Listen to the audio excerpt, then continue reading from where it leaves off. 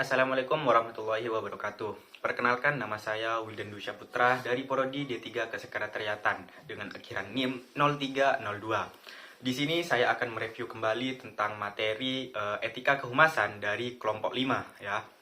Nah, sebelum ke materi, kita harus tahu dulu sih apa itu humas. Humas itu adalah kesingkatan dari hubungan masyarakat atau PR ya.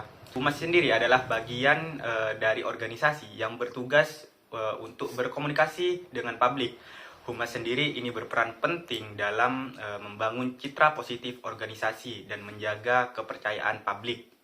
Nah, selanjutnya langsung ke materi, yaitu etika kehumasan. Apa sih itu etika kehumasan? Etika kehumasan itu adalah prinsip moral dan standar perilaku yang harus dipatuhi oleh praktisi humas dalam menjalankan tugasnya yang bertujuan untuk membangun hubungan yang baik antara publik dan organisasi. Menurut Sumirat tahun 2005, etika adalah nilai dan asas moral yang menjadi pegangan untuk menentukan benar atau salah dan baik atau buruk perilaku manusia, termasuk dalam profesi kehumas ya. Rosadi Ruslan itu menambahkan bahwa etika profesi humas adalah bagian dari etika terapan yang berkaitan dengan dimensi sosial dari profesi tersebut ya. Secara singkat, etika kehumasan itu berfungsi untuk menjaga kredibilitas dan reputasi profesi humas. Yang kedua, menjamin kejujuran, keterbukaan, dan keadilan dalam komunikasi. Yang ketiga adalah melindungi kerahasiaan informasi klien dan organisasi. Yang keempat, mencegah penyalahgunaan kekuasaan dan praktis tidak etis. Dan yang kelima adalah membangun kepercayaan antara humas, klien, media, dan masyarakat. Nah, tujuan dari etika kehumasan sendiri itu ada 4. Yang pertama adalah menjaga citra perusahaan atau organisasi yang diwakilkan. Yang kedua adalah menjamin komunikasi yang jujur, transparan, dan bertanggung jawab. Yang ketiga adalah menjaga hubungan baik dengan publik dan juga stakeholder. Dan yang keempat adalah menjaga kepercayaan publik. Selanjutnya adalah prinsip-prinsip etika kehumasan. Prinsip etika kehumasan sendiri itu ada 5. Yang pertama adalah kebenaran atau truthfulness. Informasi yang disampaikan itu harus jujur dan tidak menyesatkan. Jadi, jika kita menjadi seorang humas, kita itu harus memberikan informasi sesuai fakta, tidak boleh memberikan informasi yang hoax. Yang kedua adalah keterbukaan atau transparansi, yaitu menyampaikan informasi secara transparan atau terbuka dan juga jelas. Jadi kita tidak boleh menutup-nutupi informasi. Yang ketiga adalah tanggung jawab atau accountable, yaitu bertanggung jawab atas setiap komunikasi yang dilakukan. Jadi jika kita jadi humas, maka ketika kita melakukan suatu kesalahan, kita harus bisa bertanggung jawab dan melakukan klarifikasi. Yang keempat adalah keadilan atau fairness, tidak menyebarkan berita bohong atau merugikan pihak lain. Ya, dia menyebarkan informasi yang bohong yang malah nantinya merugikan pihak lain. Ini tidak boleh dilakukan ya guys ya. Yang kelima adalah respect terhadap privasi atau tidak menyebarluaskan informasi pribadi tanpa izin. Di sini itu sangat penting juga guys, karena jika kita menyebarkan informasi tanpa izin, lalu informasi yang kita sebarkan itu adalah hoax, maka kita itu bisa dipenjara, bisa dikenakan pasal pencemaran nama baik ya. Selanjutnya adalah kode etik kehumasan. Ya, setiap lembaga atau organisasi yang menaungi praktisi humas ini memiliki kode etik masing-masing. Contoh kode etik humas adalah IPRA atau International Public Relations Association dan juga Perhumas atau Perhimpunan Hubungan Masyarakat Indonesia.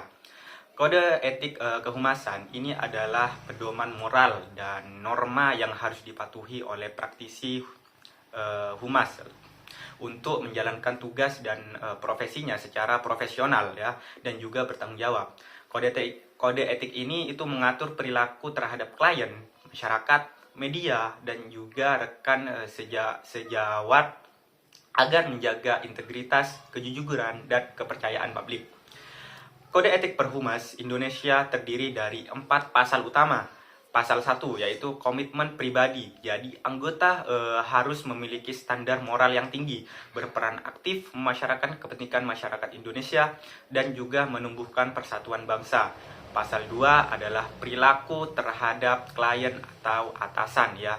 Jadi di pasal 2 ini kita harus jujur, menjaga kerahasiaan, tidak mewakili kepentingan yang bertentangan tanpa izin, dan tidak menerima imbalan dari pihak lain selain klien.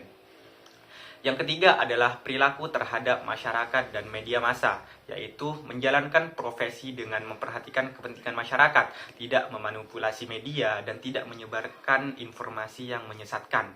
Dan yang keempat itu adalah perilaku terhadap sejawat, yaitu tidak merusak reputasi sejawat, melaporkan pelanggaran etika, dan tidak mendesak klien untuk menggantikan sejawat.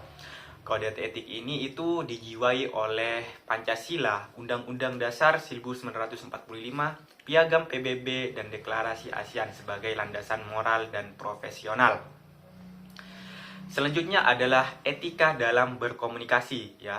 Etika dalam berkomunikasi itu ada 3, yaitu pertama, menggunakan bahasa yang sopan dan tidak provokatif, yaitu dalam berbagai situasi seperti saat berbicara, berdiskusi, atau memberikan pendapat atau pujian ya. Kita harus menjaga lisan kita ya guys ya.